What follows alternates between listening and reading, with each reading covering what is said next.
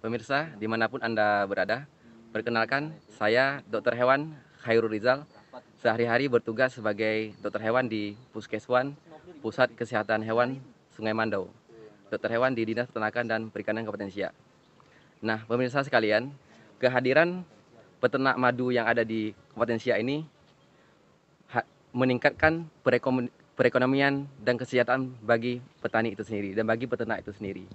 Untuk itu, mengacu kepada regulasi undang-undang dan juga peraturan Menteri Pertanian, yaitu Undang-Undang Nomor 41 Tahun 2014 tentang peternakan dan kesehatan hewan, di mana bahan pangan asal hewan dan produk hewan wajib dijaga kesehatannya sehingga aman, sehat, utuh, dan halal atau asuh, sehingga bisa dikonsumsi oleh manusia. Nah, madu ini merupakan salah satu produk dari hewan yang harus dijaga kesehatan hewan. Nah, Peraturan Menteri Pertanian Nomor 11 Tahun 2020 mengatur secara jelas regulasi peredaran produknya, yaitu tentang nomor kontrol veteriner atau NKV. Nah, setiap produk madu yang beredar di pasaran yang belum ada prosesnya, yaitu madu yang masih murni 100%, ini harus memiliki yang namanya NKV, yaitu nomor kontrol veteriner, yang dikeluarkan oleh Kementerian Pertanian, yaitu di bawah Dirjen Kesmafet, yaitu Kesehatan Masyarakat Veteriner.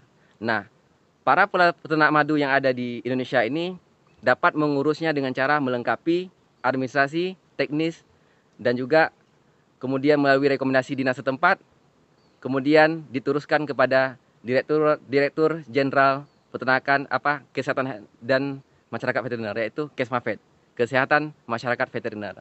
Dan nantinya Kementerian Pertanian melalui Dirjen Kesmafet akan mengeluarkan NKV, yaitu nomor kontrol veteriner. Nah, NKV ini yang akan menjadi dasar legalitas produk madu, sehingga aman dikonsumsi oleh manusia. Nah, dalam Kesmafet atau Kesehatan Masyarakat Veteriner itu dikenal dengan istilah ASUH, aman, sehat, utuh, dan halal. Daging, susu, telur, dan madu itu yang merupakan produk dari hewan harus memiliki NKV sehingga aman dikonsumsi manusia. Nah, NKV ini sendiri juga sebagai syarat untuk produk madu itu bisa diekspor ke luar negeri. Dan nantinya dengan ada nomor NKV tersebut dicantumkan di label produk, dan ini menjadi syarat bisa diekspor sebuah produk madu itu sendiri. Dan ini akan melalui proses dari karantina pertanian. Jika ini ada, maka pasar yang bisa diciptakan, yang bisa diekspor oleh peternak lebih luas. Tidak hanya nasional, tapi juga secara internasional. Tentunya apabila bisa diekspor, memiliki NKV, aman dikonsumsi oleh manusia, inilah yang akan meningkatkan nilai jual.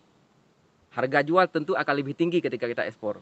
Dan ini tentunya akan meningkatkan kesejahteraan dari peternak. Itulah tugas kita hadir di sini, melakukan KISI, quality control. Bagaimana dari mulai beternak, kemudian bagaimana menjaga kesehatan ternaknya, lingkungannya, kemudian bagaimana prosesnya sehingga madu itu dihasilkan, bagaimana peralatan yang digunakan itu bersih, tidak tercemar, bagaimana produk itu tidak tercemar bahan lain sehingga dia aman, tidak ada bakteri di situ, sehingga ketika dikemas produk ini, madu ini aman dikonsumsi manusia. Itulah konsep dari Kesmafet, Kesehatan Masyarakat Veteriner. Untuk berproduksi secara optimal, tentu lebah harus dijaga kesehatan dan kesejahteraan.